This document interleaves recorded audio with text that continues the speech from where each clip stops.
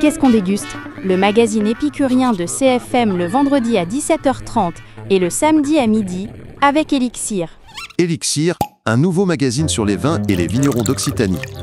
Elixir, en vente en kiosque ou sur abonnement sur elixir-vin.fr. Offre de lancement 32 € par an. Elixir, l'âme du vin, l'art des vignerons. Qu'est-ce qu'on déguste? Avec Elixir. Aujourd'hui à 17h30. Hola, hola a todo el mundo. Ahora, el momento tanto esperado. Qu'est-ce qu'on déguste? Bonjour. Bravo pour l'applaudir. Parce que ça ouvre correctement cette émission spéciale que nous réalisons aujourd'hui à Bessins, dans le restaurant L'Olivier de José, à l'invitation du maire de cette commune du Tarn-et-Garonne, Adrien Raffet, qui a décidé d'organiser un intervillage entre Bessins, Dieupintal et Montbéky. Et c'est Laurent de Funès, comédien, animateur, qui est avec nous aussi et qui va animer cet événement ce week-end. Un événement autour de l'œuvre que tout le monde connaît de Louis de Funès, qui est le film La soupe aux choux. On va avoir l'occasion d'en parler.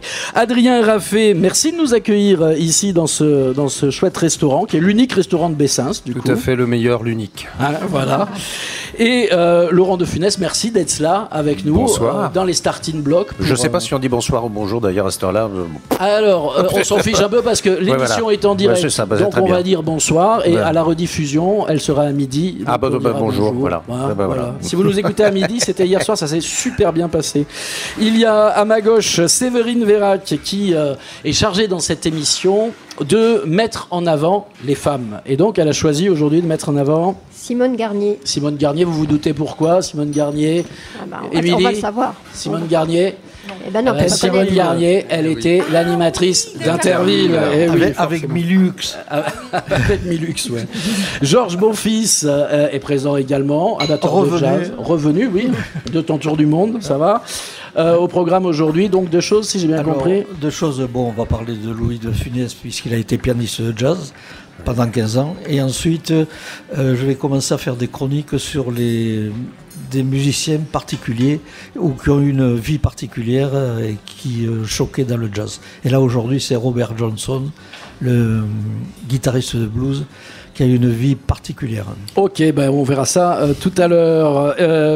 Émilie Prouchet-Dalla Costa, bonjour. Alors moi aujourd'hui je vais vous faire une petite chronique en partant du film Le Tatoué et je vais vous parler des tatouages dans le monde de l'art. Eh oui, le tatoué avec Louis de Funès et Jean Gabin qui avait un Modigliani dans le dos. Qui c'est qui est à ma droite? Philippe Audin. Philippe, salut Rémi, merci, ça va. Et donc toi, je t'ai donné le job. Alors le job, c'est une petite historique de ces événements qui existent depuis 1976, Intervillage. Et pas confondre avec Interville, parce qu'Interville c'est plus grand, c'est plus organisé. Mais Intervillage c'est la ruralité, c'est ce qui nous concerne à CFM. Bon, super. Paul Chéreau devrait nous rejoindre, il nous parlera, parce qu'il est en retard, parce qu'il travaille dans les vignes, il nous parlera du travail dans les vignes actuellement. Peut-être même qu'il va nous emmener une bouteille, on va voir, je ne sais pas.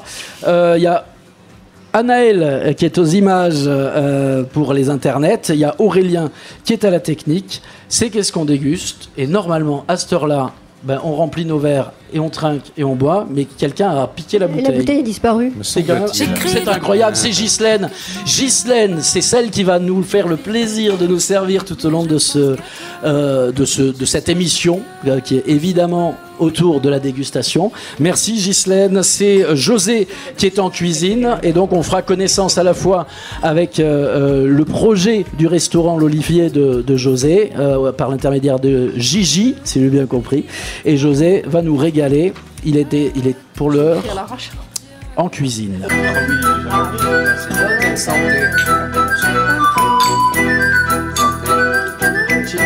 Moi j'aime bien commencer comme ça.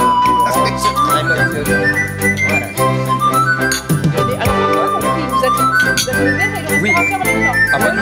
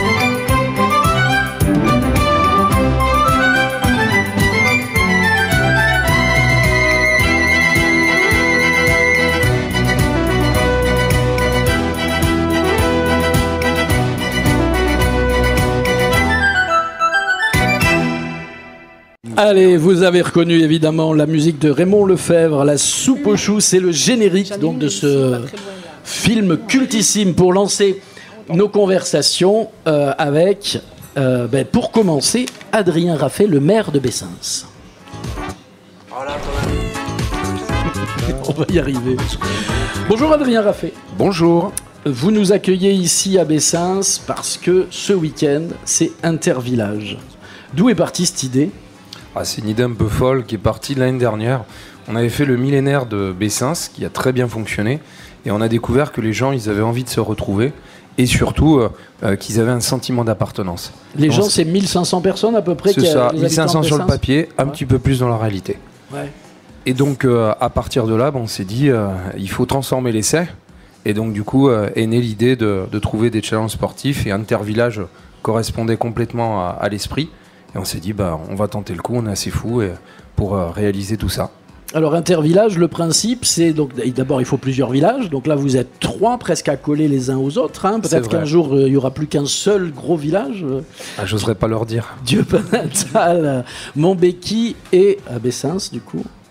Donc 3 villages, c'est vrai qu'on échappe un peu à la règle, puisqu'Interville, c'est vrai que c'est 2 communes, et nous on en a rajouté une 3e, parce que j'avais 203, et c'est vrai que ça fait aussi un peu d'esprit d'équipe, et on découvre aussi les autres villages. Donc, est-ce qu'il y a d'autres, moi je ne suis pas très au fait de ce concept en fait, est-ce qu'il y a d'autres villages ailleurs qui font Intervillage aujourd'hui ? Alors ça arrive effectivement dans d'autres territoires, en tout cas sur le nôtre, dans le Tarn-et-Garonne, je n'ai pas souvenir qu'on ait eu des intervillages. D'accord. Donc on est à Bessens, pour ceux qui prennent le train en marche. Petite commune de 1500 habitants, on va pas dire cité dortoir, mais ça doit être difficile de faire vivre une petite commune comme ça, avec la proximité de Toulouse, avec les sites logistiques tout autour, avec l'autoroute qui passe pas loin. Comment on fait pour avoir une vie dans un village comme ça, monsieur le maire ? On essaie au maximum d'innover, d'essayer de proposer des choses qui n'existent pas ailleurs. Ouais. C'est le cas d'Intervillage, c'est le cas des after-boulot. On a développé une formule des vendredis soirs et avec des animations. Et je dirais que c'est aussi faire venir les familles. Quand vous faites venir les enfants, les familles, finalement, vous avez tout un village qui se déplace progressivement. Et en fonction de la programmation, comme on peut trouver dans les villes, vous vous déplacez en fonction de ce qui vous intéresse. Et donc c'est à nous, c'est notre responsabilité de faire ces propositions. Qu'est-ce qu'on trouve comme service aujourd'hui à Bessens ? Il y a une maison de santé, c'est les trucs qui fâchent, ça, la maison de santé, toujours. Non, ça fâche pas, il y a une au poste, contraire. encore ? Alors, il y en a pas, il y en a jamais eu, d'ailleurs, de poste à Bessens. donc, il y en a pas. Par contre, en revanche, il y a des services crèches, on a 2 écoles aussi. On va avoir aussi un joli projet, qui est le projet La Perrère, avec une salle qui permettra d'être polyvalente, d'apporter aussi une bibliothèque, des expositions, des concerts aussi. Donc voilà, on se dote d'infrastructures nouvelles. Et puis après, c'est aussi l'imagination qui permet de rajouter du service, c'est-à-dire du service culturel et sportif aussi, puisqu'on a du sport, on a des infrastructures sportives, dont un futsal synthétique qui est en cours de finalisation. D'accord. Et au niveau des commerces, il y a boulangerie. Ici, on est dans le restaurant L'Olivier de José, l'unique restaurant de Bessens. Il y a une boucherie, je crois, sur le parking à côté. Tout à fait. Vous avez une boucherie, vous avez un magasin de bricolage, vous avez un garagiste, tout un tas de commerces, une coiffeuse, de l'onglerie. Donc on a vraiment tous les domaines. C'est à Bessens, vous avez plus d'une centaine de professionnels. On a fait un salon des savoir-faire. On a découvert qu'on avait des savoir-faire incroyables, jusque dans le Lego. Excellent. Ah bon, dans le Lego ? Oui, tout à fait. Des gens qui sont capables de fabriquer des structures Lego. On a eu même notre propre logo qui a été fabriqué en géant avec des Lego. Donc vous voyez, il y a des choses improbables qui existent aussi à Bessens. D'accord. Est-ce qu'il y a des vachettes ? Il n'y en a pas, mais elles arrivent dans quelques heures. D'accord. Et oui, parce que ça fait partie forcément du folklore d'Intervillage, le fameux top à la vachette, ou je sais pas comment on dit là. Oui, effectivement. Ça, et puis je dirais que c'est aussi l'esprit. Il y a Guy Lux, on pense tous à Guy Lux, et les vachettes, c'est Interville sans vachette, c'est plus Interville. Donc on s'est dit, nous à Intervillage, on veut garder la tradition. On est dans le sud-ouest. Et c'est pas de la corrida, faut pas mélanger. Mais quand vous êtes allé voir le maire de Montbéki et le maire de Dieupental et que vous leur avez dit, oh les gars, on va faire un intervillage, on va monter des équipes et puis on va jouer les uns contre les autres, qu'est-ce qu'ils vous ont dit ? Alors en fait, je suis allé voir d'abord les comités avant. On a commencé par les comités qui étaient d'accord et les maires donc ont suivi. Non, ils étaient tout à fait d'accord. Les comités des fêtes, les comités, mais après les maires effectivement ont suivi. Ils ont un très bon état d'esprit et d'ailleurs je les en remercie. D'accord. Non, mais parce que je sais qu'il faut monter une équipe. Donc vous allez nous expliquer à un moment comment vous avez monté votre équipe. Mais il y a les maires eux-mêmes qui participent, si j'ai bien compris, parce qu'il y a une histoire de quiz. Alors je ne sais pas s'il y a des épreuves de sportives auxquelles vous allez participer, mais je sais qu'enfin tout le monde doit contribuer pour pouvoir. Alors tout est possible. Mais je ne vais pas spoiler, mais tout est possible. Effectivement, l'objectif c'est que le 21 juin, on puisse surprendre. Et effectivement, donc là, vous parlez des 3 maires qui vont être sollicités parce qu'on va proposer effectivement des questions-réponses, comme d'ailleurs sur le célèbre jeu. À un moment donné, il faut pouvoir répondre aux questions. Et nous, on ne trichera pas. Bon, allez, on est là pour parler de ce fameux intervillage qui a lieu ce week-end et qui va être donc animé par Laurent de Funès. On a la chance de l'avoir autour de cette table de Qu'est-ce qu'on déguste ?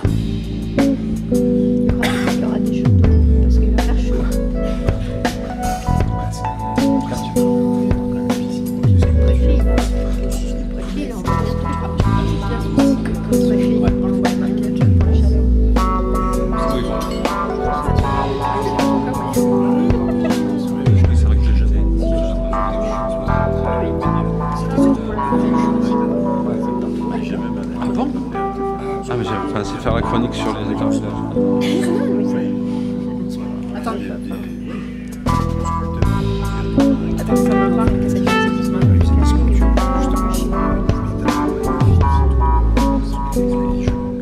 Alors, Philippe.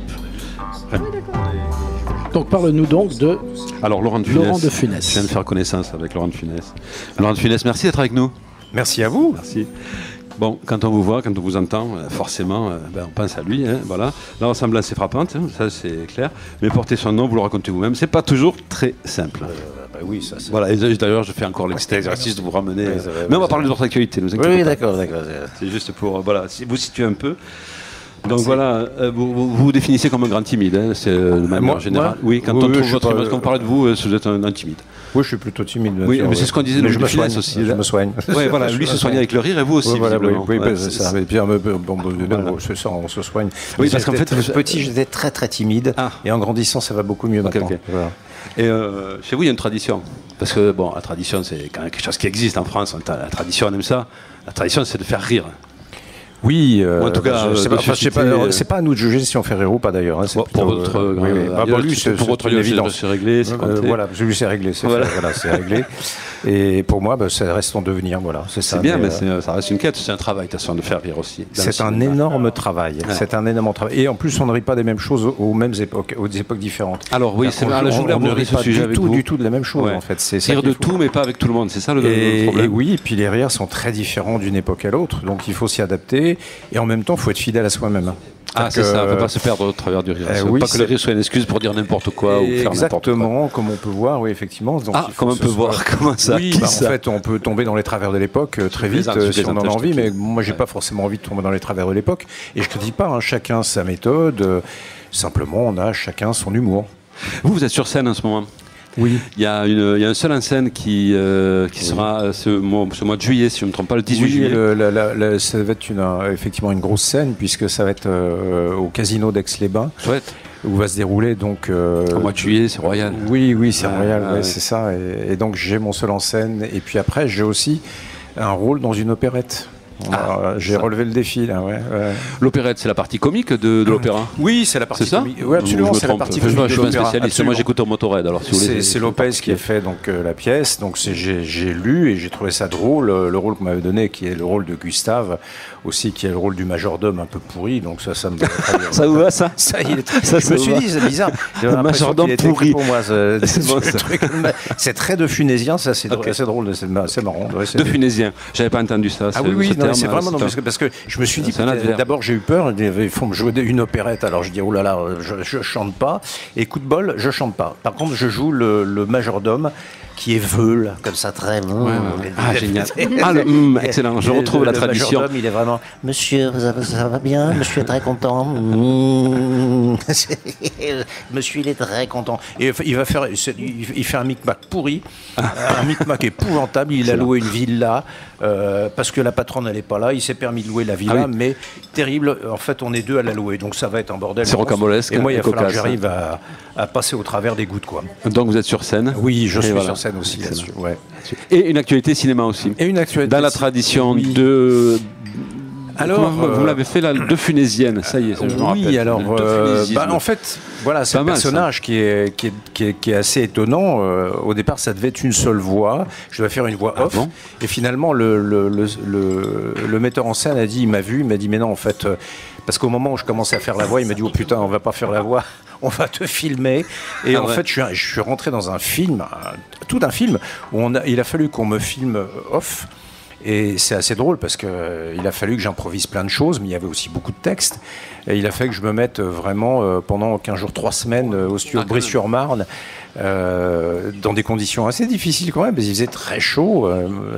Mais ça a été une immersion qui vous a... Une immersion incroyable, avec des scènes assez incroyables. Alors on aura le plaisir de voir ça au mois de décembre. Oui, au mois de décembre, pendant les fêtes, oui, ça va sortir sur... Ça va sortir où, dans les salles? Dans les salles en France. Ça va être distribué sur le web dans les salles en France. Distribué dans les salles. Alors le web, on va avoir des... Là, j'ai des teasers qui vont commencer à arriver. Il y en a un qui est déjà sorti. Et il y a pas mal de teasers qui vont arriver. Trop cool. Et ça va s'appeler comment? Comment ça s'appelle? Voilà. Alors, le titre, il n'est pas encore fixé, mais ça pourrait s'appeler... au début, ça s'appelait Dumpy Toys, mais en fait, ça plutôt les aventures du capitaine Crochu. Et moi, je suis la conscience. Je suis la conscience, comme à Jiminy Cricket, d'un garçon qui va évoluer dans le monde. Je vais lui éviter des tas de bêtises. Mais je suis très fantasque, très fantasque. Et ça reste contemporain, c'est-à-dire c'est ancré sur notre époque. Oui, ça reste très contemporain. C'est un genre de Disney, mais avec un personnage réel. C'est moi, je suis le seul personnage réel. Les autres, c'est des personnages de fiction. Excellent. Voilà, ils sont en dessin animé. Double dimension, donc. Voilà, et donc moi, je suis le personnage réel, mais qui tempête, qui fustige, qui prend des colères, folle, complètement fantasque. De Funesienne, du coup. Mais oui, totalement fantasque, parce que je vois les scènes arriver. Je ne veux pas que ça se passe comme ça. Je lui fais la morale et tout.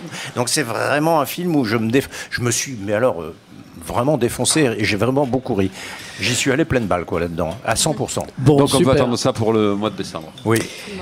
D'ici là, ce week-end, c'est ça la vraie actualité. Ah oui. Ici, à Bessins, voilà. vous allez animer Interville. Voilà. On continue d'en parler dans un instant, mais avant... on fait un petit coucou à José qui est sorti de sa cuisine. Salut José. Bonsoir à tout le monde. Merci, bonsoir, José. merci d'être là.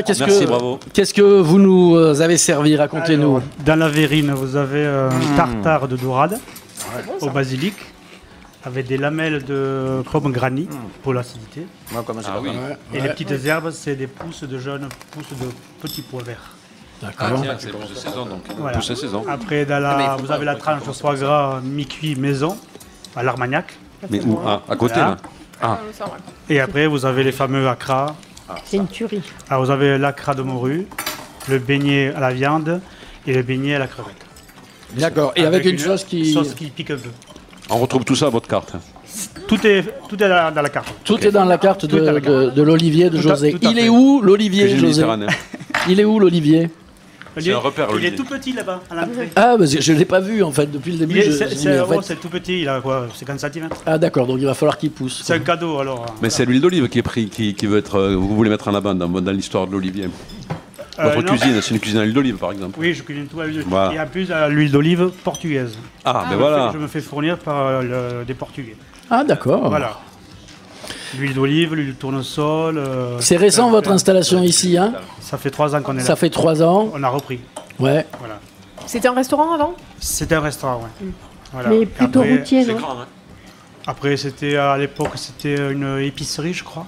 Oui, Adrien. C'est ça, une épicerie. Il y a eu une pizzeria aussi. Quand on est maire d'un village comme ça, on est content de voir arriver un restaurateur avec un projet, j'imagine. Est-ce que on fait des facilités? Comment on attire ça c'est une autre question que je vous poserai tout à l'heure, comment on attire un médecin, mais comment on attire aussi un restaurateur, comment on attire des forces vives en fait?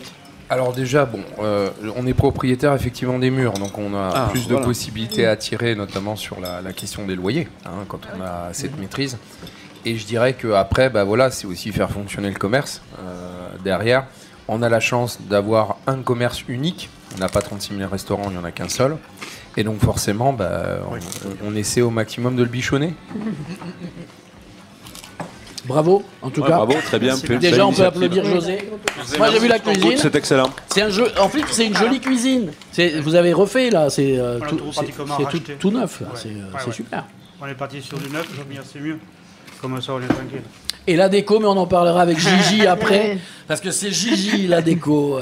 Voilà. Et moi, j'ai une chemise qui est. Vous verrez ça. Moi, je me rappelle de ce tapisserie. Il a piqué le papier peint. Il est habillé avec le papier peint. Mais carrément. Mais carrément. Allez, tiens, on aime bien traquer dans cette maison. C'était choisi ou pas? Pardon? La chemise. Je suis venu en repérage cette semaine. J'ai vu ça. Alors, pas de messe basse sans curé. Ah. Vous la connaissez, celle-là, Madame Émilie? C'est incroyable. Ça leur faut mal pour un païen comme toi d'évoquer le curé. Oui, ça c'est vrai. Pour le coup, si tu veux, il n'a pas pire mécréant. Il a rien fait cette année, aucun sacrement. Depuis combien de temps il n'est pas confessé? Demandez-lui. Laurent c'est une honte. de Funès, comment passe-t-on de PDG d'agence de com à comédien, à animateur d'Intervillage? C'est quoi cette palette de... Alors, PDG d'agence de com, c'était ma vie d'avant. Et là, c'est la retraite, c'est ça? Non. Non, mais je parle. Vous Allez, une retraite anticipée. Oui, voilà, c'est ça. Mais en fait, disons que c'était effectivement une première vie. Et puis, j'en ai fait 25 ans. Donc, il y a un moment donné, on se dit ça va. On fait le tour. Et puis, la vie a fait que j'ai vécu un accident assez dramatique de mon frère qui est décédé, mon jeune frère. Et ça m'a posé la question de dire, finalement, est-ce qu'on ne peut pas avoir plusieurs vies? Parce qu'en fait, la vie passe si vite. Donc, plusieurs vies, ça m'intéressait. Et puis, j'avais toujours voulu être comédien, mais j'écrivais aussi. Et donc, je me suis dit, tiens, je vais écrire des films, et puis je vais écrire du théâtre. J'ai commencé par écrire des films, mais comme c'était très difficile comme projet à mettre en œuvre, parce que ça sous-tend énormément d'intervenants, et que tous ces intervenants, quand on est en France, c'est plus compliqué. C'est un pays très compliqué, la France. On n'en parle pas, si vous voulez. Mais j'ai vraiment écrit des films qui auraient pu jouer, mais avec des très grands acteurs en plus, qui m'avaient dit oui et tout. On était aux limites de monter la production, et on n'a pas trouvé les distributeurs. Un autre j'ai écrit un truc pour Victoria Abril, avec Raphaël Mizrahi et moi dans les rôles titres et tout, et Victoria était à fond dans le projet aussi, elle adorait le projet, et puis on n'est pas arrivé à le monter parce qu'on c'était pas le Covid entre temps. Et le Covid, et puis voilà, et puis il y a des aspects sociétaux qu'il faut développer dans les films aujourd'hui, qui sont des aspects justement de tendance, de mode, et là j'avais un peu plus de mal parce que mon écriture est un peu plus classique même. Mais c'était des histoires très drôles. J'ai une plume qui va vite. D'accord. Mais voilà. Donc. Mais ça, c'est derrière. C'est caché, quoi. C'est caché. Et là maintenant, et justement, et j'en arrive là. J'ai pas dit ça pour rien. Et j'arrive là. C'est qu'en fait, après, je me suis dit, écoute, le plus simple, c'est que tu écrives ton seul en scène. Il faut que tu écrives. Et puis tu vas monter sur scène. Ce que j'ai fait. Donc j'ai écrit ce seul en scène plutôt que d'accepter des rôles finalement pour jouer des rôles. Je me suis dit, je le sentais mieux comme ça. Donc ce seul en scène, j'ai commencé à le construire, je l'ai écrit. Autour de la difficulté de porter le nom de De Funès. C'est exactement ça. Je voulais raconter mon histoire en fait. Une histoire assez cocasse qui m'arrivait à chaque fois que je disais mon nom, les gens disaient oh là là là là, c'était l'Everest à monter avec des tongs et en short quoi. C'est un peu ça quoi. On te dit attends. Faut que tu prennes une paire de tongs et que tu montes l'Everest. Justement, c'est une question qui est en général, j'allais vous poser, mais vous y venez. Quel est le poids de la difficulté de porter votre nom? Alors la difficulté vient du fait que grand-père est un acteur tellement... J'ai un cousin qui m'a dit, pour lui c'est un produit fini. En fait, c'est un produit fini qui a fait une boule. Et c'est tellement immense que s'attaquer à ça derrière... Et moi, je dis, mais je ne veux pas m'attaquer à ça. Je veux être moi. Et moi, c'est une partie de lui, c'est une partie parce que même s'il y a des trucs qui ressemblent, j'ai quand même mon humour est beaucoup plus caustique, beaucoup plus moderne. Je suis quelqu'un de moderne, même avec malheureusement, ou heureusement, je ne sais plus si je lui ressemble ou pas. Si, vous lui ressemblez. Oui, mais j'avais dit à Victoria Abril, j'avais dit à Victoria, si tu veux, je change de nom. Elle m'a regardé, mais tu es complètement malade. Je vais te foutre des baffes. Tu es fou, tu es malade. Tu vas pas changer de nom, tu vas pas faire des conneries comme ça. Et je me suis dit, mais tu sais, je veux bien changer de nom si ça te pose problème. Il dit, rien à foutre. Mais bref, c'est intéressant de ce truc-là, parce que je dis, moi, je veux bien changer de nom. Oui. Parce que c'est compliqué. Michel Galabru, je lui ai dit, tu sais, je pense que je vais changer de nom. Vous le voyez souvent, Michel Galabru. Ah oui, c'était un très bon ami, bien sûr. Un ami. On se voyait toutes les semaines. Et il m'a dit, mais tu fais ça, je te colle des baffes aussi. Hein. Alors, tu le mets en berlin de Nesfu. Et finalement, j'ai dit, bon, bah écoute, je vais Paul faire ça. Chéreau nous a rejoint, on le salue au passage, parce que les auditeurs attendaient impatiemment ton arrivée. Et donc, j'ai pas changé de nom. Et à l'école, comment ça se passait avec les gamins? Ah, mais c'était pareil, c'était compliqué. C'était compliqué parce qu'il y avait une forme peut-être aussi de jalousie qui pouvait jouer. Et puis, moi, j'étais très timide. De ce fait, ça rend timide. Ça m'a rendu tellement timide que j'ai passé ma vie un peu à me cacher, quoi. Je veux dire, c'est compliqué. Donc, des fois, même on me demandait, mais de la famille, je disais non. Et tout ça, vous le racontez dans ce seul en scène, oui, où vous je prenez raconte même l'apparence de votre grand-père. Alors, il y a un moment donné... on va continuer d'en parler. Excusez-moi, je vous coupe, mais vous êtes habitué des plateaux. Oui. Vous savez qu'à un moment, il faut envoyer soit la pub, soit les ça. infos, Alors, allez-y gaiement, on y va. Allez, hop. C'est la coupure. Qu'est-ce qu'on déguste? Le magazine épicurien de CFM le vendredi à 17h30 et le samedi à midi avec Elixir. Elixir, un nouveau magazine sur les vins et les vignerons d'Occitanie. Qu'est-ce qu'on déguste? La suite. Bravo, Philippe Audard à la manœuvre pour déboucher cette deuxième bouteille de ce Qu'est-ce qu'on déguste, réalisé à Bessins à l'invitation du maire Adrien Raffet. On est à l'Olivier de José, c'est le restaurant de Bessins en compagnie donc d'Adrien Raffet, de Laurent de Funès qui va animer ce week-end donc Intervillage et qui n'arrête pas de répondre aux questions hors antenne d'Émilie Pouchet-Dalla-Costa qui nous fait toujours le plaisir de faire l'émission hors antenne. Je t'adore, je t'adore. C'était une question plutôt personnelle entre artistes, quoi, tu vois. C'est ça. Avec Philippe, Séverine, Georges, Aurélien à la technique, Paul Chéreau qui nous a rejoint. Ça va, Paul? Salut. Quel temps fait-il dans les vignes? Il fait bon. J'en doute pas. Très bon. Juste à côté de toi, il y a Ghislaine, alias Gigi, à qui on doit la déco, si j'ai bien compris, mais pas que, hein, quand même. Hein. Mais la déco, très jolie. C'est vous qui êtes au service ici à l'Olivier de José. Tout à fait. À la base, je suis chef de cuisine. Ouais. Et quand le mari a repris le restaurant, il en fallait en cuisine et en salle. Je me suis coulée en salle. D'accord. Mais ça me va très bien. Bon, et vous n'êtes pas du coin, hein, avec votre accent, on sent bien que vous êtes là-haut du dessus de la Loire. Alors, je suis née en Picardie. Ouais. Et je suis arrivée à 13 ans dans la région, à Cahors. Et après, on est descendu jusqu'à Toulouse. Ouais. Bon, et Bessins, ça vous plaît? Oh oui, mais on y travaille seulement. On habite à Grenade. Ok. Ça vous a pas donné envie de venir habiter à Bessins? C'est pas ça, c'est qu'on a fait construire. Ah oui, c'est sûr. On a fait construire à Grenade, oui. Donc non. On y travaille. On y travaille, c'est déjà bien. Bon, parlez-nous de, on va dire, de la philosophie du restaurant l'Olivier de José, de votre restaurant. Mon restaurant, que les clients se sentent bien. Je me prends pas la tête. Ouais. Je suis comme à la maison quand je reçois les clients, tout en les respectant, bien sûr. Ouais. Mais il n'y a pas de tralala. J'aime bien connaître tous mes clients, discuter avec eux, prendre du temps. Même si la salle est pleine, je m'arrête à toute étape pour discuter avec tout le monde. Alors, ça veut dire que le steak, il arrive froid, quoi. Non. Si je peux me permettre, ce que j'ai dégusté avant est remarquablement bien fait. Moi, j'adore la cuisine, je suis un dingue de cuisine. Et là, ce que j'ai mangé avant, eh bien, c'est vraiment de la belle cuisine. Et le foie gras, il n'est pas du tout gavant, il est léger, il est goûtu, il est juste parfait en termes de texture, il est magnifique. C'est vraiment très très bien fait. Merci beaucoup. Voilà. Mais José, c'est un très bon chef. Et voilà, il est en cuisine et il est en train de nous préparer la suite. Oui. Merci Gigi, à tout à l'heure. Qu'est-ce qu'on déguste donc sur le thème de cet intervillage et oui, intervillage. Qui va gagner entre Montbéki, Dieu-Pintal Alors moi, ce que j'ai pas compris... Moi, je le sais déjà parce que c'est truqué. Non, c'est pas vrai. C'est pas vrai. Non, c'est pas vrai. C'est pas truqué du tout.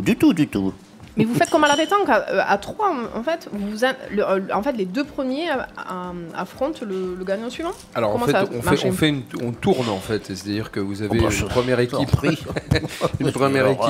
qui va affronter une deuxième, la deuxième va confronter la troisième, et en fait c'est celui qui aura gagné le plus de points qui va l'emporter.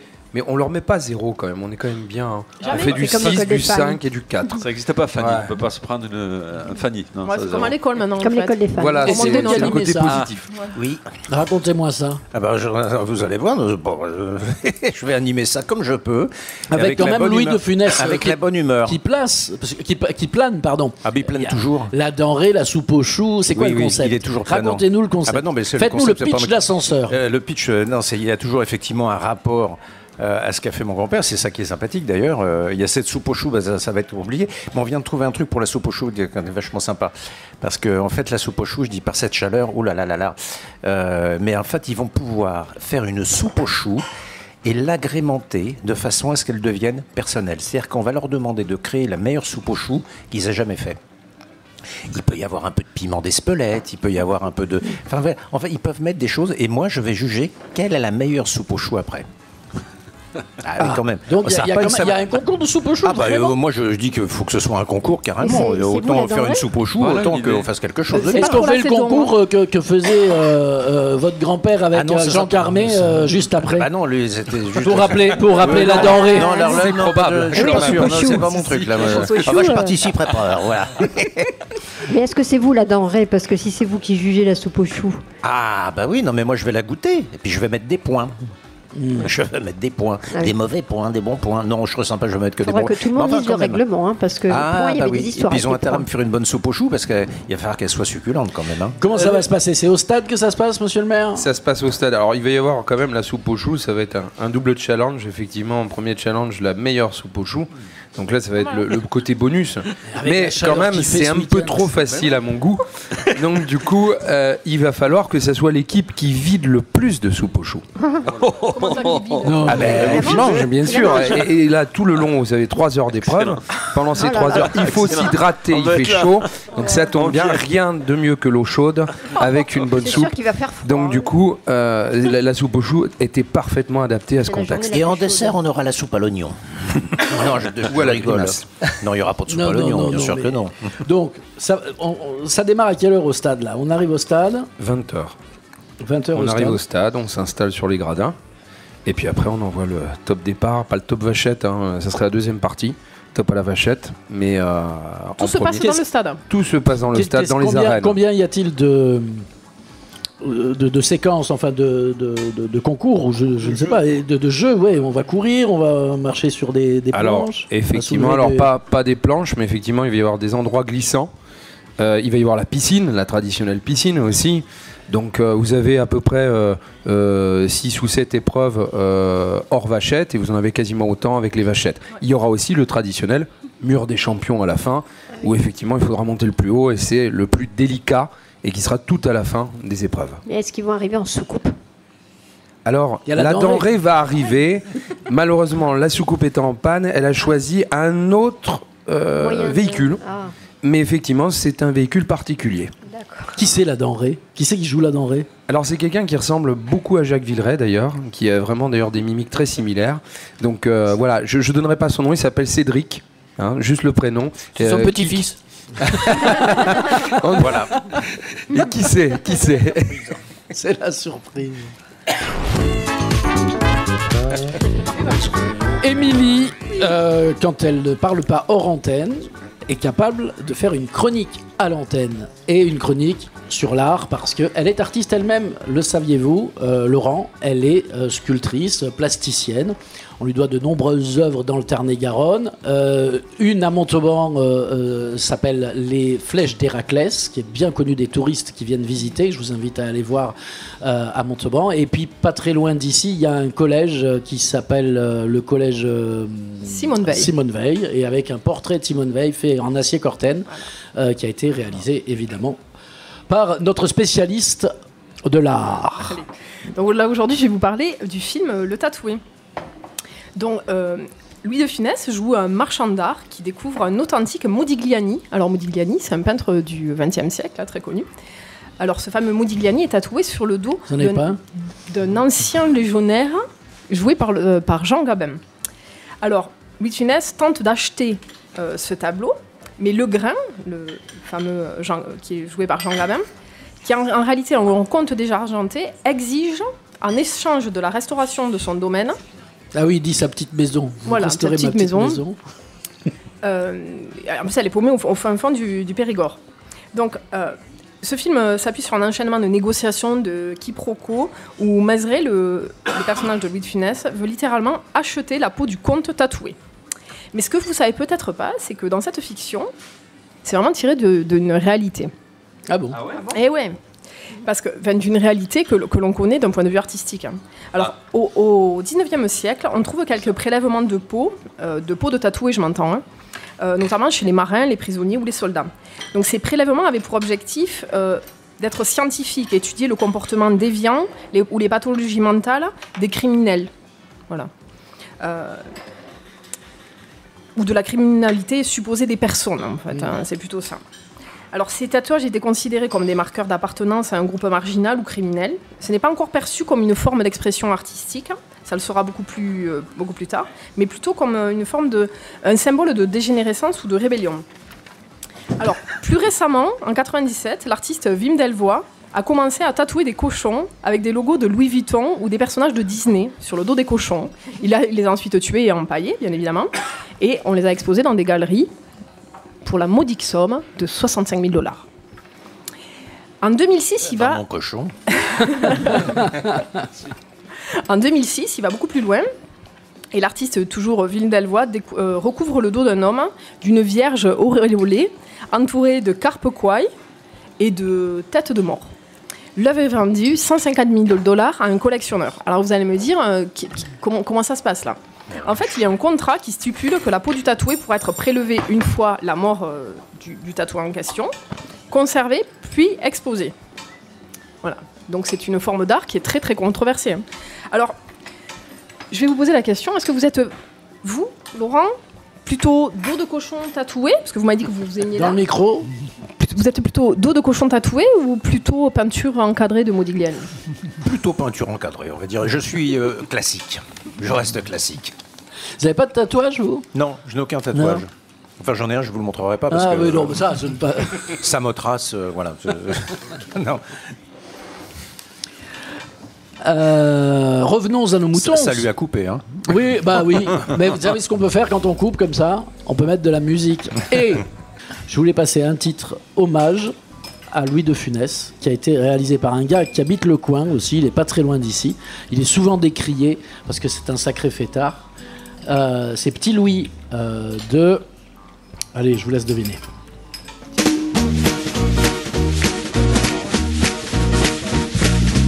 On a fait des chansons pour louer les grands hommes de la planète. Les Napoléon, les Picasso, les César et les Lafayette. Mais nous on voulait chanter pour toi cette petite chansonnette. À toi notre maître, qui nous met toujours de cœur à la fête. Petit Louis, tu nous as tellement fait rire. Petit Louis, tellement donné de plaisir. Petit Louis, si on s'est réunis ce soir. Petit Louis, c'est pour chanter à ta mémoire. Petit Louis, t'es notre rabbi préféré. Petit Louis, notre fufu de Saint-Tropez. Petit Louis, on n'est pas prêt de t'oublier. Petit Louis, t'es géant pour l'éternité. Hey. Qu'est-ce qui se passe, Stanislas? Pourquoi t'es plus là?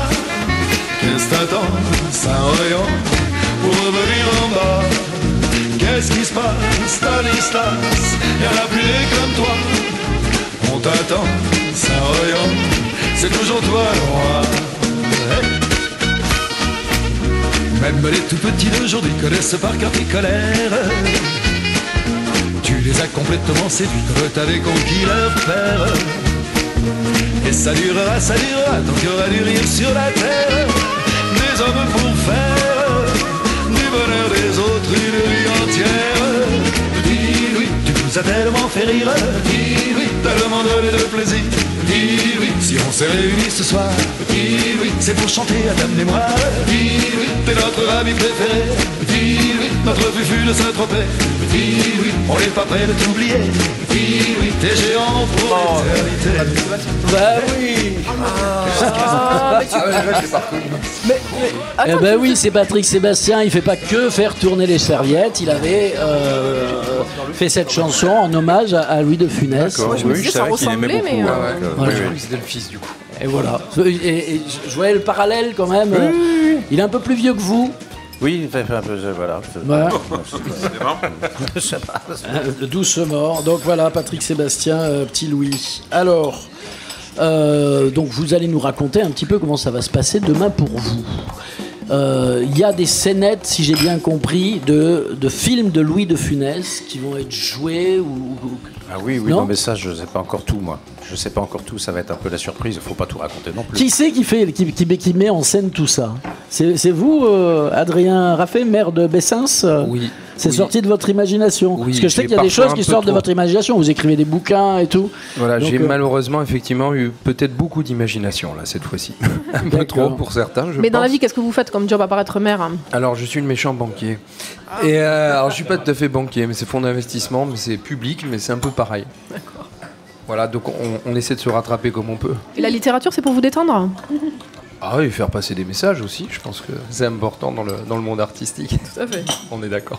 Donc c'est vous qui avez imaginé, mis en scène cet mis en intervillage scène, autour de l'univers de la soupe aux choux. Oui, j'ai été inspiré par Laurent quand même, parce que je voulais aussi qu'il ait quelques surprises. Laurent amende aussi les choses, et c'est ça qui me plaît chez lui. C'est que voilà, il s'approprie complètement certaines idées, et voilà, et ça je pense que c'est important, parce que c'est ce que j'attendais et ce que j'espérais d'un artiste, c'est qu'il mette sa patte personnelle. Mais du coup, vous l'aviez rencontré avant? Ah oui, on s'est rencontrés là. On a encore travaillé là, avant d'arriver. Avant d'avoir le projet. On a échangé. D'accord. On a échangé.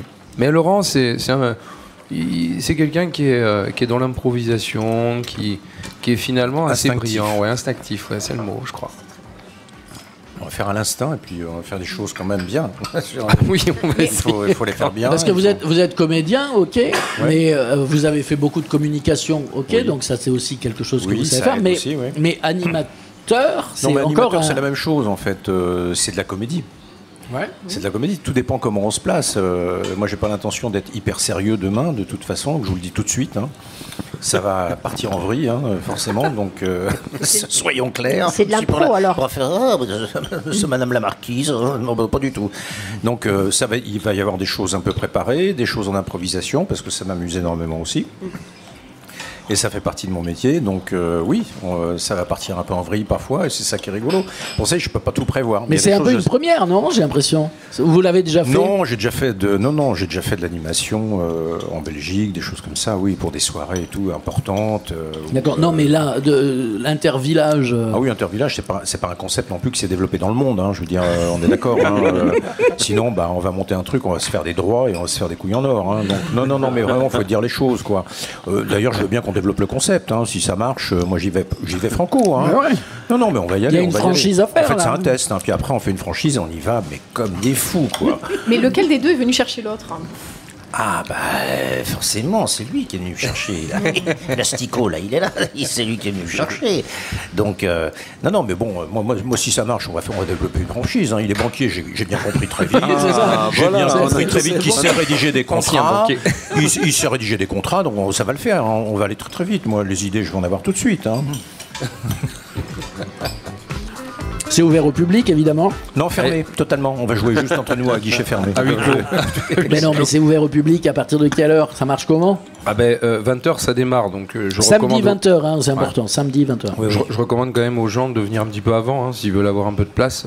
Voilà, parce qu'on a 600 places, mais ça peut aller vite. C'était pas sur réservation? Non, du tout. D'accord. Non, placement libre et entrée gratuite surtout, puisque Ça c'est va un se battre. événement populaire. Ça là est gratuit. Tout est gratuit. Il y a une buvette, de quoi se restaurer? Ah bien sûr, de quoi se rafraîchir aussi. On a tout prévu. D'accord. Combien d'athlètes à peu Il y a près une piscine, effectivement. Comment vous avez créé les équipes là? Alors, on s'est appuyé sur les comités des fêtes. Parce que je pense qu'il faut aussi, voilà, on ne peut pas non plus tout réglementer, tout diriger. Il faut aussi savoir passer la main. Et qui mieux que les comités des fêtes pour pouvoir construire des équipes. On leur a simplement demandé d'ouvrir les castings à l'ensemble de leur population. Puisque c'est vraiment, voilà, on représente une commune, chacun représente une commune. Et je pense que c'était particulièrement important, voilà, qu'on soit sur ce côté très populaire et où tout le monde peut voilà, se faire plaisir. On a des équipes adolescents, donc ils sont plutôt, pas équipes, mais ils sont en individuel. Et on a les 3 équipes de 8 personnes, chacune des 3 villages, donc Montbéki, Bessins et Dieu-Pantal. 3 équipes de 8 personnes. Et les maires font partie de l'équipe? Alors d'une certaine manière, oui, sur les questions-réponses, mais après nous verrons jusqu'où le politique peut aller. Est-ce qu'ils sont aussi jeunes que vous, les maires d'à côté? En inversement, c'est possible. Ah oui, jolie réponse. Et la moyenne d'âge des villages, en fait, des habitants du village. Alors on est en règle générale, là, dans le sud du Tarn-et-Garonne, on a la chance d'avoir une population relativement jeune. Tout à fait, ouais, je dirais, allez, depuis le Covid, moi j'habite à Boudiquel, si tu veux, donc voilà. Voilà, donc on est autour de la quarantaine, je dirais, en médiane. Hein. D'accord. Il y a toujours le tir à la corde. Attention, médiane, Il y a toujours le tir à la corde. Il y sera chez nous en tout cas. Chez Nagui, je sais pas, mais chez nous, oui. J'adorais ça quand j'étais gosse, le tir à la corde, c'est super. Tir à la corde qui finit Féminin, dans l'eau. masculin, à mixer. Exactement. On a proposé effectivement de mixer, pas d'imposer un homme, une femme, parce qu'imposer c'est compliqué. Mais en tout cas, il y aura bien des femmes à l'intérieur. Et croyez-moi, elles sont sans doute les plus motivées. Ça, c'est sûr. Eh ben, des femmes, tiens, ça appelle la chronique de Séverine qui met en avant à chaque émission qu'est-ce qu'on déguste, une femme. Et aujourd'hui, c'est Simone Garnier. Alors, hop là. Alors, Laurent ne me connaît pas, mais mon rôle ici est de faire des chroniques courtes de femmes ou d'hommes dont on parle peu et que l'on veut mettre en lumière. Bip, c'est fini. Tout de suite, si on me parle de Louis de Funès, la première chose féminine qui me vient à l'esprit, c'est Bibiche ou bien Edmé dans Hibernatus. Non, c'est pas Bibiche, c'est Mabiche. Ah, oui, c'est vrai, c'est Mabiche. C'est vrai. Mais à part dire que Claude Jansac n'a été sa femme que dans les films et non dans la réalité, comme beaucoup le croient, il est vrai que j'en savais peu. Puis, on m'a dit qu'il y avait à voir les intervillages de Bessins. Je remonte alors la machine à remonter le temps et me vois en train de regarder les vachettes avec ma grand-mère devant le poste de télévision sans télécommande avec Guy Lux, Léon Zitrone et Simone Garnier. Qui se souvient de Simone Garnier? Personne. Et tout le monde. Car la fameuse phrase « En voiture Simone » vient d'une phrase lancée par Guy Lux lors d'un interville de 61 ou 62 qui l'a popularisée. Et en fait, ça venait au départ d'une Simone qui est Louise de Forest, qui était, elle, comment ça s'appelle ? Coureuse automobile. Coureuse. Pilote, merci.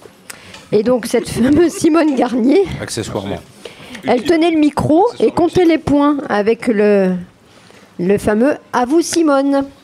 30 ans, elle animera les intervilles et les Jeux sans frontières, puis tournée manège, ceci jusqu'en 1991. Aujourd'hui âgée de 93 ans, elle vit à Lyon et je la remercie pour ses grands moments passés avec son grand et beau sourire. Embauchée sans doute après les désaccords entre Guy et Léon sur les points écrits à la craie qui en deviendront des sketchs. Alors, comme Émilie m'a mangé ma question, revenons à Laurent. Vous êtes ici dans le Tarn-et-Garonne, le département de l'inattendu. Clin d'œil à l'aile ou la cuisse. Connaissez-vous le fronton? Le fronton?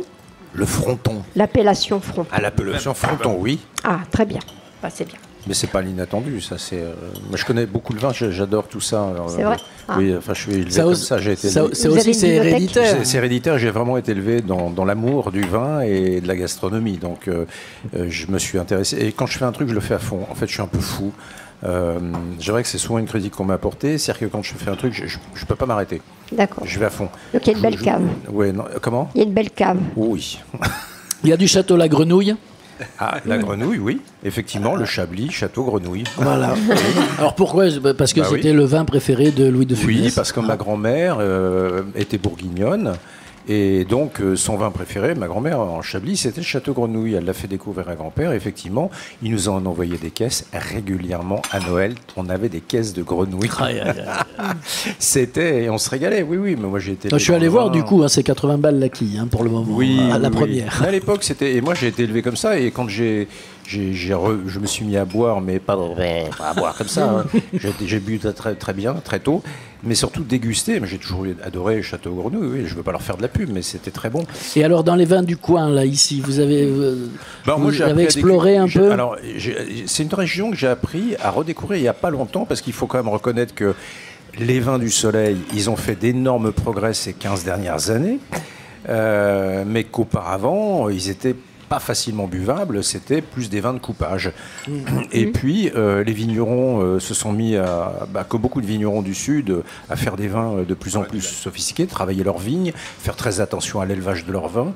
Et l'on a des vins aujourd'hui, effectivement, dans le Sud, qui rivalisent avec des grands crus. On fait des vins aujourd'hui pour aller dans les bouteilles. Oui, voilà, pour aller dans les bouteilles, voilà, exactement. Et des vins qui rivalisent vraiment avec des grands crus. Et le Bordelais, d'ailleurs, a perdu une partie de son prestige parce que toutes ces régions sont mis à faire des vins, des grands vins, quoi. Tout à fait. Et c'est très bon, et ça sent pas les vins sudistes lourds à digérer. Il y a beaucoup plus que ça. Ils sont pas non plus trop poussés au fût de chêne.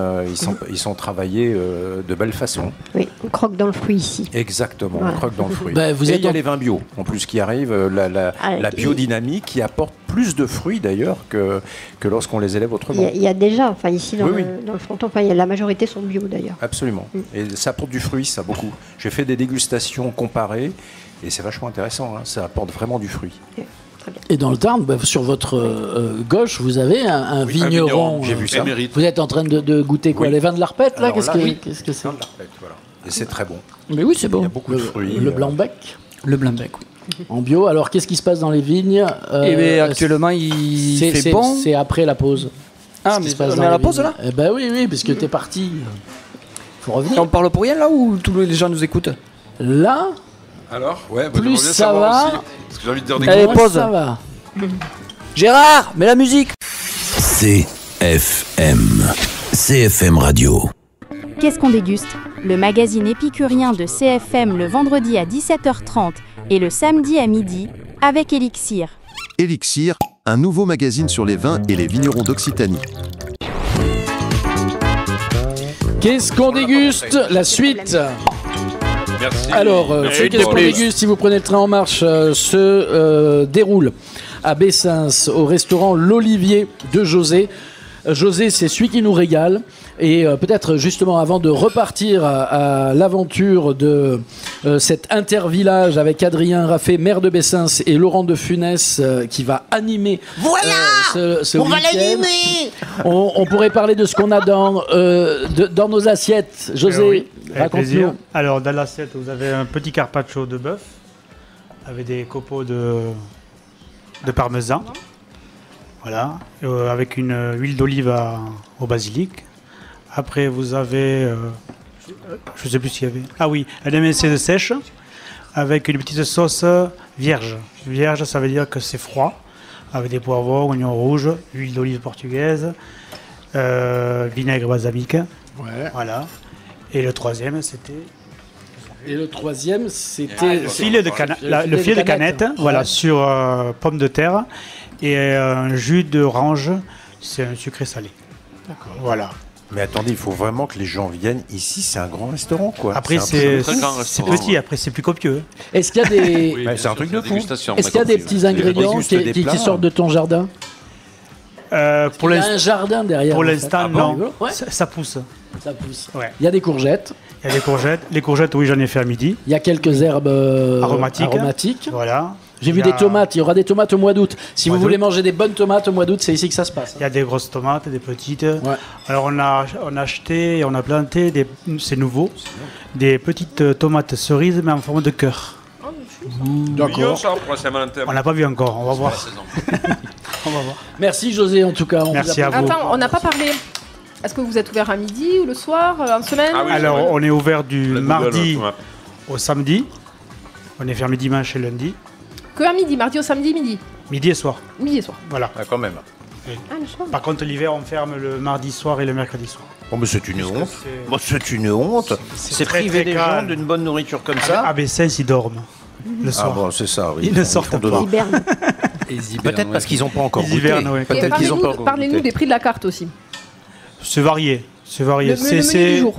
Le menu du jour, il est à 17 €. Non, mais attendez, c'est pas possible. Avec Moi, je vais 2 vous faire venir entrées. en région parisienne, on va ouvrir un restaurant et puis voilà quoi. Alors, vous avez 2 entrées, 2 plats et des desserts au choix. Mais entrée plat dessert 17 €. Mais non, c'est pas C'est possible. ça. C'est pas Après, vous possible. pouvez prendre entrée plat ou plat dessert. Voilà. À 17 € aussi. Ouais, ce serait bien, mais. Non, mais attendez, moi, ce que je mange là, c'est de la grande cuisine. Alors, j'invite tout le monde à venir essayer parce que c'est un truc de fou. Moi, en région parisienne, ça coûte 40 € quoi. C'est Non, mais minimum. t'as baissé, ça, à beaucoup Toulouse, plus. c'est plus cher. Oui. C'est quoi votre parcours Et avant c'est de la d'être très ici? grande cuisine, ce que je Mon mange parcours là, c'est raffiné. Alors, moi, je suis arrivé en France, j'avais 3 ans. Et je suis arrivé à la Cône. La Cône, À la Cône. Le pays du jambon, En de altitude. Riz, voilà. J'ai fait mon apprentissage chez Claude Calas, le glacier, très connu, maintenant à la retraite évidemment. Et après je suis arrivé à Toulouse, je suis allé au Pont Jumeau, vous connaissez le Grand Angle, c'est un grand restaurant, je suis resté 23 ans. Et après on a construit à Grenade, alors je suis arrivé à Grenade, je suis travaillé pendant 14 ans. Et à cause du Covid et tout ça, ça a fait que on est venu ici, quoi. D'accord. Voilà. Bon, à cause ou grâce, parce que maintenant. Maintenant, vous êtes Un mal- ici, ouais, c'est bien. Pour certains, c'est Un mal grâce. pour un bien, Pour nous, quoi. c'est Bah ouais, grâce. c'est chouette. Ouais. C'est chouette.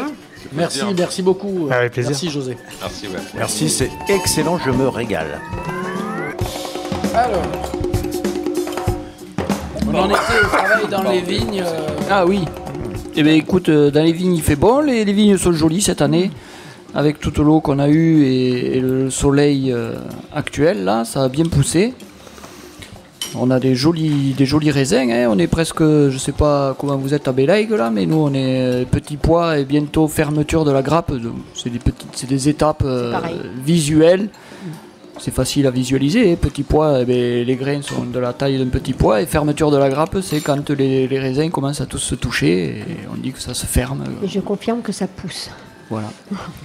Et il y a quand même une belle pression de mildiou cette année, mais si on a été vigilant, attentif et précautionneux, on a pu maîtriser ça, mais certains sont bien pégés. Ouais. Et tu nettoies à la main tout ce qui est autour des pieds de vigne et tout. À la main? Oui, à la main. Ouais, j'ai un tracteur quand même. Ouais, c'est le Moyen-Âge, ça. Ça rigole même plus. C'est le Moyen-Âge. On peut fignoler le oui. plantier, tu fignoles au sarclé, mais je t'inviterai, teste un peu demain après-midi, si tu sais pas quoi faire avant d'aller faire le show. Ça peut être un interview. Mignon. Demain, 6h, on attaque, Voilà, on finit très à tôt. 13h, une Avant la petite chaleur. pause de 10 minutes à 10h.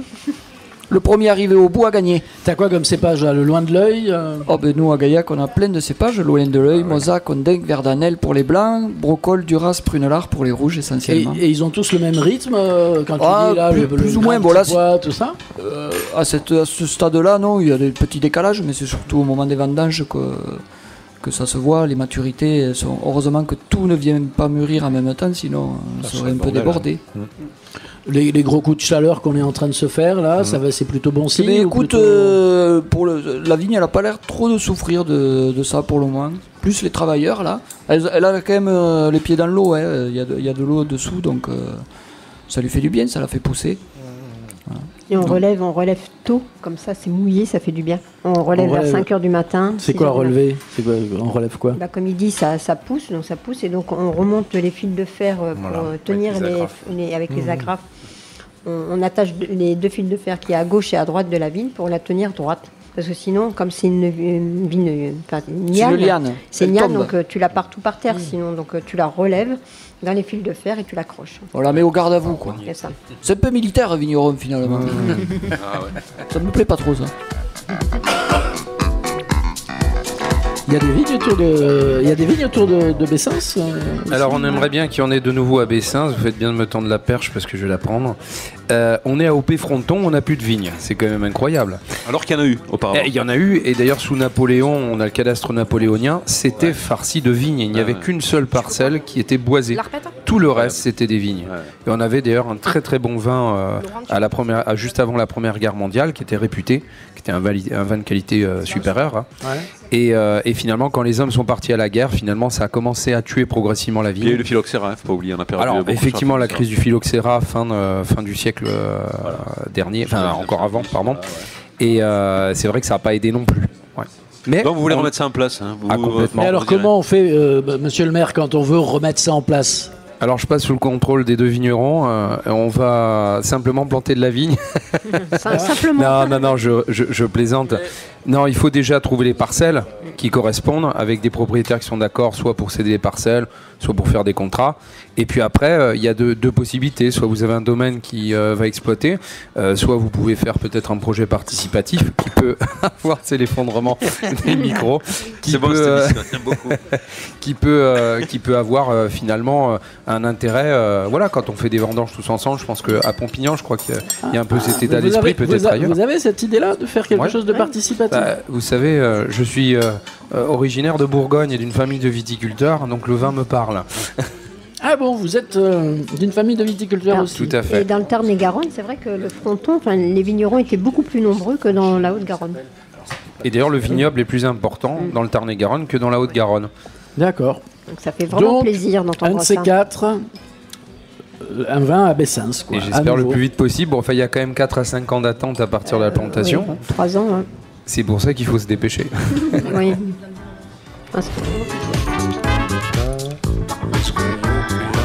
Et encore une fois, ça parle hors antenne, c'est incroyable. Elle n'a pas fini sa chronique. Par le business. Ah oui, c'est vrai. Eh oui. Alors, est-ce que tu peux nous passer le morceau de Louis de Funès? Au piano. Au piano.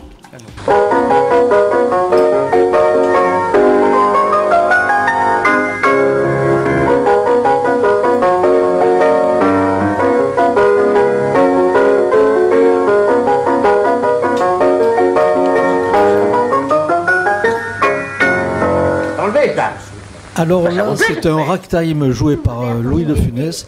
Louis de Funès a commencé le piano vers les années 2020. Et ensuite, il a fait, pendant 15 ans, il a joué du piano dans les différents bars de Montmartre au Georges V. Et ça lui a permis de vivre ou même de survivre et de se payer de ses cours d'art dramatique. Et ensuite, il a travaillé aussi la musique au conservatoire et il jouait surtout des standards de jazz, les standards de Duke Ellington, tous les morceaux que tous les musiciens de jazz continuent toujours à jouer. Voilà, c'était une de ses facettes. Est-ce que vous avez été avec votre grand-père devant un piano? Est-ce que vous l'avez... Alors oui, j'ai un souvenir d'enfance, mais qui n'est pas forcément le plus drôle, où Jeanne lui demandait de jouer autre chose parce que ça lui plaisait pas tellement le jazz. Donc, mais sinon, quand il venait à la maison avec mon père, il parlait énormément de jazz et il disait toujours « Alors, fais-moi écouter des choses, qu'est-ce que tu vas me faire écouter là ?» Mon père, qui était plus East Coast, ce qu'on appelait le jazz East Coast, lui faisait écouter des grands pianistes ou même... Voilà, même, on avait un pianiste de référence à la maison que mon père adorait et que moi j'adore, c'est Bill Evans, qui était un très très grand pianiste. Mais moi j'ai aimé aussi après des tas de pianistes, mais c'est vrai qu'ils étaient plutôt East Coast que West Coast.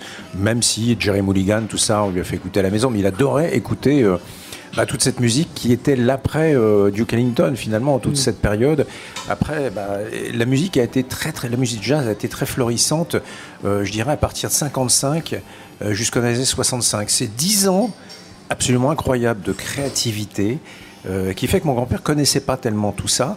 Et il apprenait avec mon père. À chaque fois, il lui disait « Mais passe-moi des disques de jazz, dis-moi... » Vous aviez le droit de toucher aux disques vinyles et de les mettre sur les platines? Moi, j'ai fait que ça. Ouais. J'ai même eu une collection de vinyles de 3000 disques vinyles. Mais aujourd'hui, mais quand vous étiez enfant? Mais complètement. Parce que souvent, on dit aux enfants, touche pas... Mais non, il n'y avait pas une sacralisation à l'époque. La sacralisation, elle est venue après parce que ça commence à coûter une blinde. Mais moi, j'avais pas cette sacralisation. D'abord, je ne mettais pas les disques, c'est mon père qui les mettait. Et puis, je pouvais les regarder et tout. Oui, on pouvait tripoter tout ça, ouais. Il n'y avait pas de sacralisation. Il n'y a pas un film où il était chef d'orchestre? Oui, mais ça, c'est autre chose. Chef d'orchestre classique dans la Grande Vadrouille. La Grande Vadrouille. Voilà, Stanislas Lefort. Avec une superbe perruque. Voilà. Mais ça, c'est tout à fait autre chose. Oui. Le jazz. Et donc on continue sur le jazz. On continue sur le jazz. Bon, Robert Johnson, c'est un guitariste qui a créé un morceau qui s'appelle Chicago Blues, Sweet Home Chicago, que tout le monde a chanté, qui a été chanté à la Maison Blanche, où Obama a repris avec avec B.B. King, avec les chanteurs, avec les musiciens de jazz, de blues qu'il y avait ce jour-là. Alors, tu sais, il est plus président, hein. Ouais, mais c'est bien parce que Robert Johnson est complètement oublié. Alors, mais alors, Robert Johnson a une légende, c'est-à-dire qu'il jouait il jouait de la guitare, mais il jouait surtout de l'harmonica. Et un jour, il jouait de la guitare. Il y a Son House, un très bon bluesman, qui lui dit tu devrais abandonner la guitare et te consacrer à l'harmonica. Il était vexé. Il a disparu pendant un an et il a travaillé son instrument. Il est revenu très bon musicien. Et alors là, à partir de là, est née une légende, c'est-à-dire qu'il est parti avec des amis à la campagne et il s'est endormi en rentrant à la croisée des chemins, Crossroads. Et là, durant la nuit, il a eu une vision, un gars habillé tout en noir avec un grand chapeau noir qui s'est penché, qui a accordé sa guitare, qui lui a chanté, et à partir de là, il est devenu grand musicien de blues. Et donc, c'est la légende qu'il a croisé le diable qui lui a donné ses capacités musicales. C'est ça, voilà. C'est Faust, un peu qui pactise avec le diable et puis qui meurt d'ailleurs à cause de... Et après, ce qu'il y a, c'est qu'il meurt après parce que comme c'était un playboy, les femmes lui tombaient dans les bras et il y a un patron de bar qui lui a filé une bouteille de whisky avec du poison.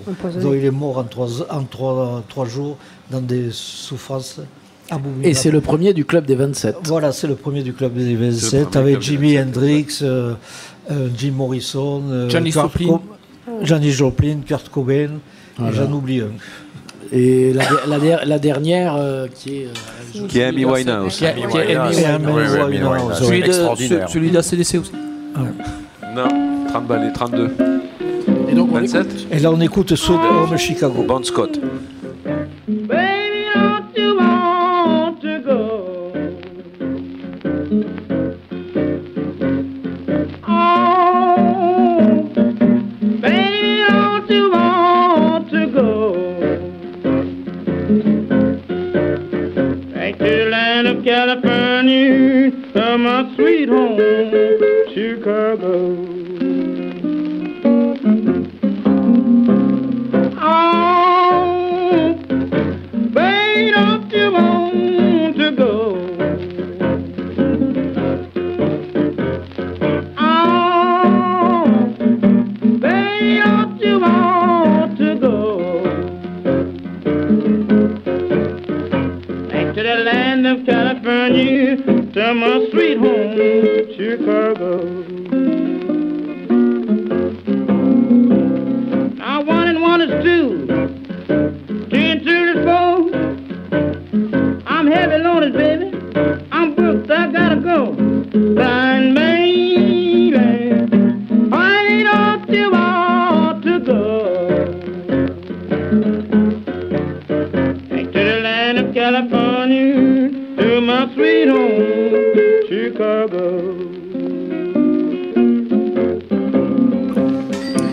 Robert Johnson. Il y a eu une expo qui lui a été consacrée par Nonoko cette année au Théâtre Olympe de Gouges de Montauban avec des estampes qui sont alors plus exposées aujourd'hui mais qu'on retrouve assez facilement sur le net en tapant Nonoko Robert Johnson.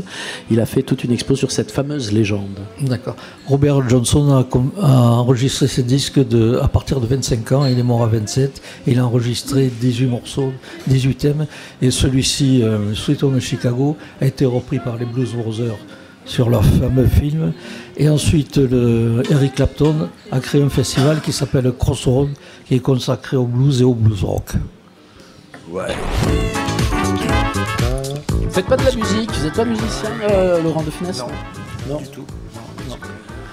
Non, j'ai commencé à jouer du piano et depuis J'étais pas trop mauvais, mais je me suis arrêté parce qu'on peut pas tout faire. En fait, il a fallu que quand j'ai été PDG d'agence, il fallait que je me sorte les doigts, comme on dit, puis que... PDG d'agence de com, de oui, publicité. Donc ça laisse. Qu'est-ce que vous faisiez comme par exemple des publicités plutôt... On travaillait pour des grands comptes, de l'automobile, du bancaire, de l'assurance, les Rothschild. De la télé ou Non, je lançais des voitures. En fait, je fais tous les lancements de voitures pour des grandes marques comme Toyota, pour Ford et autres. Voilà, donc j'étais très occupé, on va dire. Ouais. Voilà, donc c'est vrai qu'on n'a plus le temps après. Il faut sacrifier ce qu'on fait à titre personnel. Je suis toujours resté très amoureux de la photographie, donc la photographie, j'ai jamais lâché. Ouais. Mais voilà, on peut pas faire photo, musique, enfin tout quoi. Je veux dire, c'est.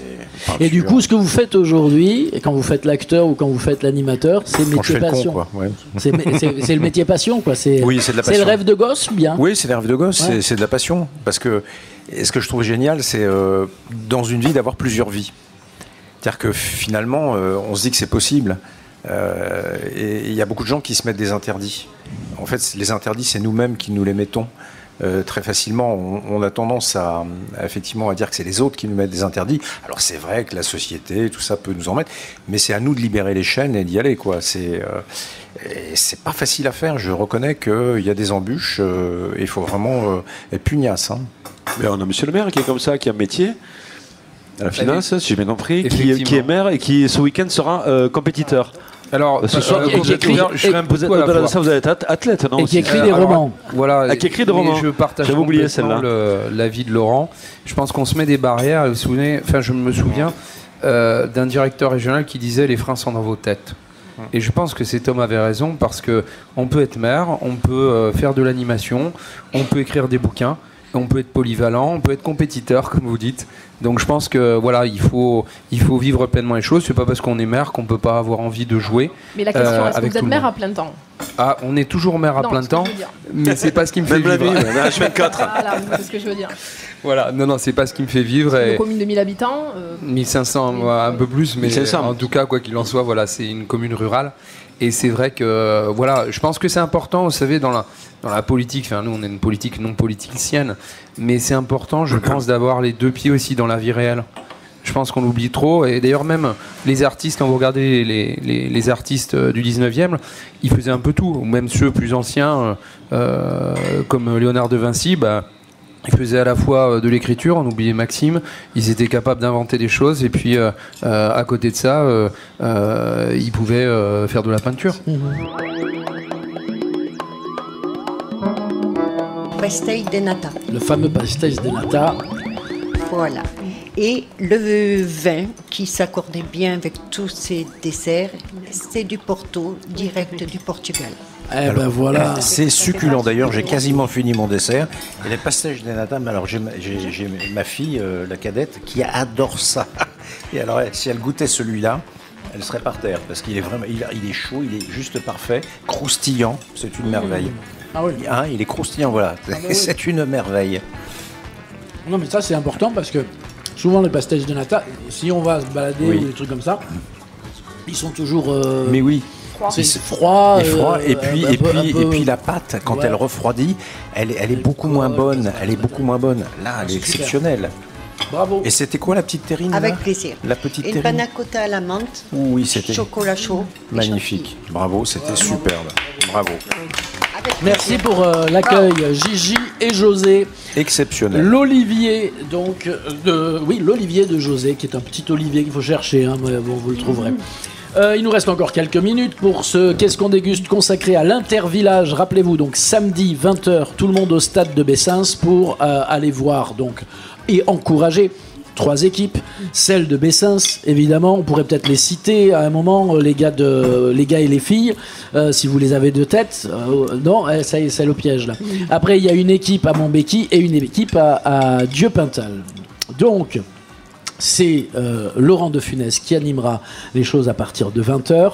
Il faut fabriquer une soupe aux choux, manger la soupe aux choux, tirer à la corde, courir dans tous les sens. Le mur, là, le mur de la mort. Faire le mur de la mort et top à la vachette.